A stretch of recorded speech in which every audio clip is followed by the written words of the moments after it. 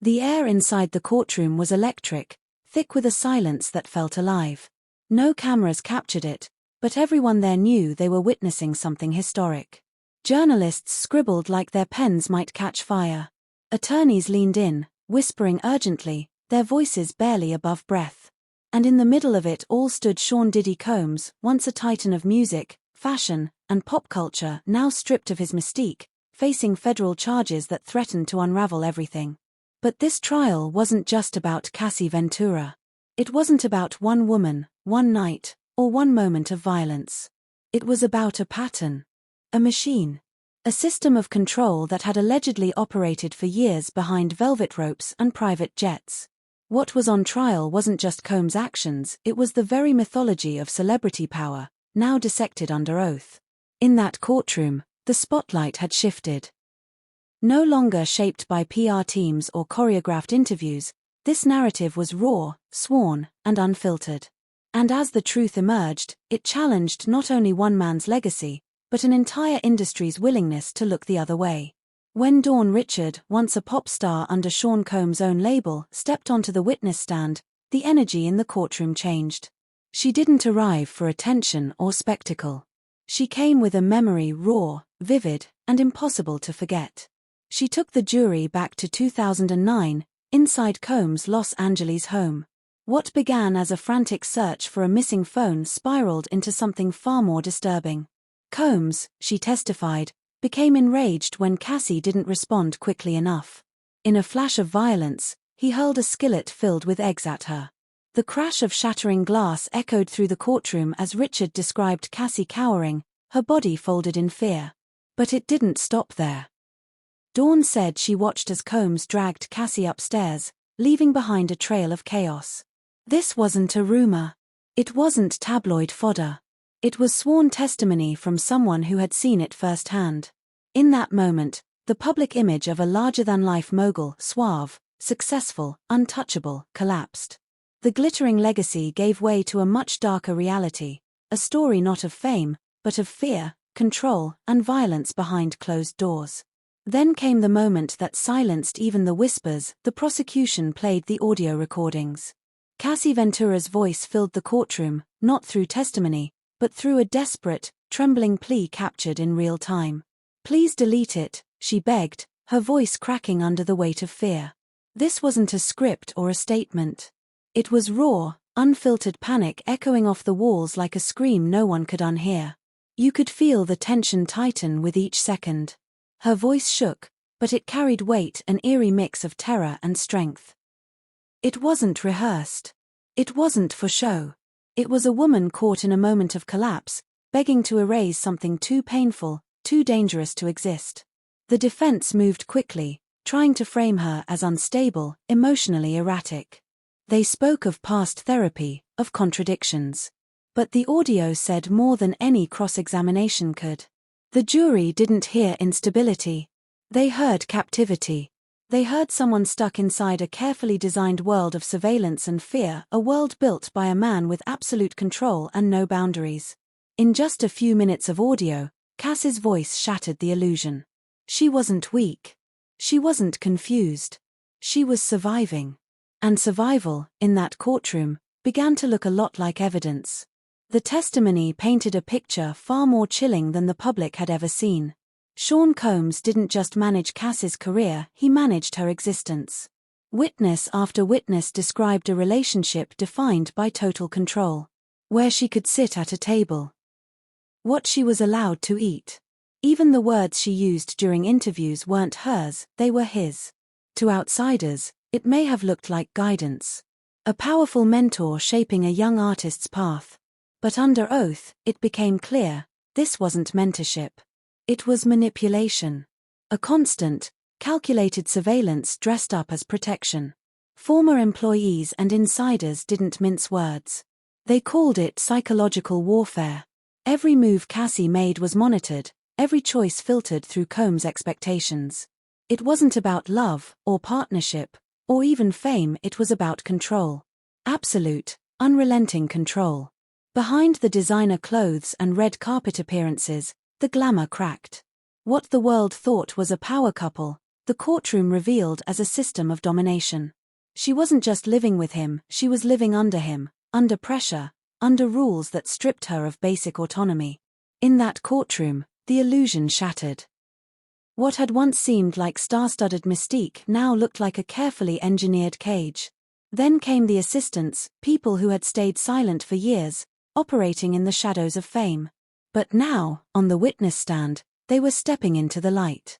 One woman, identified only as Monica, described working under a strict, disturbing system, one that sounded less like a job and more like submission to a cult-like hierarchy. There were rules. No eye contact with Combs. No speaking unless spoken to. Never tell Cassie where he was, even if she begged. And always be prepared to clean up after parties. But these weren't the glamorous Hollywood gatherings the public imagined. According to Monica, these were late-night events with intoxicated women, disoriented, vulnerable, who had to be discreetly removed from the premises before dawn. It wasn't celebrity excess. It was something darker. Monica's testimony pulled back the curtain on a carefully engineered machine. One that ran on silence, secrecy, and fear. Her voice, calm but resolute, described an environment where human dignity was pushed aside for the sake of image and control. The assistants weren't assistants. They were enforcers of a system that protected one man's power at all costs. And as she spoke, the jury wasn't just hearing about rules, they were hearing about a culture. A culture where people were managed, not supported. Where truth was hidden, and where those who dared to ask questions were told to look away. Literally. Aubrey O'Day's testimony struck a raw, haunting chord, one that echoed far beyond the courtroom walls. She didn't just recount abuse, she exposed the foundation of a cultural phenomenon. Making the Band wasn't just reality TV, she said it was a stage for humiliation disguised as opportunity. To the millions watching at home, it was entertainment, young hopefuls chasing dreams under the guidance of a powerful mogul. But O'Day revealed what happened when the cameras stopped rolling. She described a climate of fear, control, and emotional degradation that mirrored military conditioning, except the battlefield was a recording studio, and the enemy was supposed to be a mentor. Behind the scenes, she said, there were private gatherings where boundaries blurred. Consent was not asked for, it was assumed, expected, or coerced. The pressure wasn't overtly violent. It was psychological, cultural, systemic. The unspoken message was clear: comply, or you're out. And then came the line that froze the room. They weren't in relationships, she said. They were in prison. The silence that followed wasn't just respect, it was reckoning. Her words reframed everything the public thought they knew about Sean Combs and his empire. It wasn't just about one woman or one moment, it was about a pattern of control disguised as mentorship, about power wielded without accountability. And now, thanks to testimony like hers, that power was finally being called to account. As each woman took the stand, something began to shift, not just in the courtroom, but in Sean Combs himself. The confident, composed figure who had walked in on day one began to fade. With each testimony, each painful memory spoken aloud, he unraveled a little more. His posture changed. He folded his arms tightly across his chest, as if trying to hold himself together. He covered his eyes during key moments, his face turning red with anger or discomfort. At times, he leaned in, whispering frantically to his attorneys, no longer in control of the room, the story, or the outcome. For a man used to commanding attention, to shaping every narrative in studios and boardrooms, this was unfamiliar territory.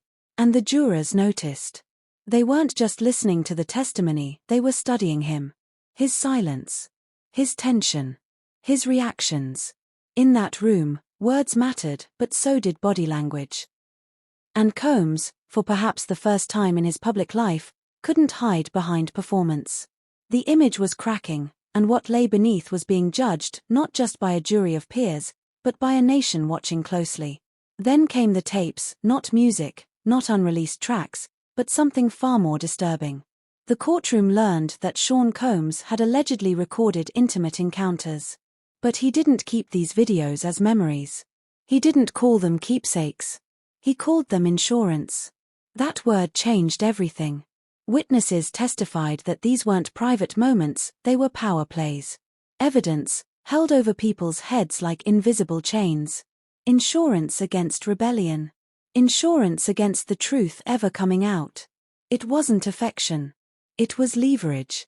The implication was chilling. Anyone within Combs' inner circle, especially the women, could be manipulated, silenced, or shamed at any moment. These recordings weren't about pleasure. They were about power, about control. And as the word insurance echoed through the courtroom, the message became clear. This wasn't just a story of abuse. It was a story of surveillance, coercion, and fear. A system where every intimate moment could become a weapon and no one felt truly free. The defense tried to shift the narrative. They brought out old video clips where Cassie Ventura praised Sean Combs, smiling, grateful, seemingly happy. They spoke of luxury trips, lavish gifts, and a glamorous lifestyle many would envy. Their argument was clear. Cassie stayed because she wanted to, enjoying the perks of fame and fortune. But the prosecution wasn't convinced. They had something stronger: text messages. Private, raw, and revealing. These messages weren't filled with love or contentment. They were drenched in guilt, fear, and confusion. Cassie's words painted a different reality, one where she wasn't free, but trapped. She hadn't stayed for affection or happiness. She stayed because she didn't know how to escape. Her prison had no physical bars, but the walls were built from silence, shame, and constant surveillance. It was a cage constructed not from metal, but from psychological control. And in those texts, the jury saw it all: the invisible shackles that kept her bound long after the cameras stopped rolling. Then came the week's most devastating moment, the one no one in that courtroom would forget. The prosecution unveiled a staggering collection of over 60 civil lawsuits filed against Sean Combs. These weren't just accusations, they were a flood of allegations spanning trafficking, assault, coercion, and abuse. But what struck everyone hardest was the revelation of a case involving a 9-year-old girl, a child caught in a nightmare too terrible to fully grasp. The courtroom fell into a stunned silence. Even the judge, known for her steady composure, appeared shaken by the weight of the evidence. The atmosphere thickened with the gravity of what had been uncovered. Without hesitation, the judge called for an immediate weekend recess. Combs rose slowly from his seat, eyes cast downward, no longer able to hide from the storm closing in. The media cameras outside, once a symbol of his fame and control, now felt trivial compared to the legal and moral reckoning unfolding inside those walls. In that moment, the balance of power had shifted irreversibly, and the long shadow of accountability had finally reached him. In that courtroom, everything changed, not just for Sean Combs, but for everyone bearing witness to the unfolding truth. For decades, he had been the master of the narrative, shaping his image with precision. He controlled the headlines, the interviews, the stories the world consumed. But now, all that carefully crafted illusion was unraveling. The curtain had fallen, revealing a reality few had seen before. This trial wasn't simply about one man or one relationship. It was about power. How it's wielded, how it silences, and how it's challenged. It was about the voices of women who refused to be erased, who stood up despite fear, despite shame, despite the overwhelming odds stacked against them. For the first time, the legal system didn't bend to celebrity or influence. It listened not to fame or fortune, but to raw, painful truth. It acknowledged survival, not just success. And in that moment, justice transcended status. Sean Combs, a man used to commanding every room he entered, now found himself stripped of control.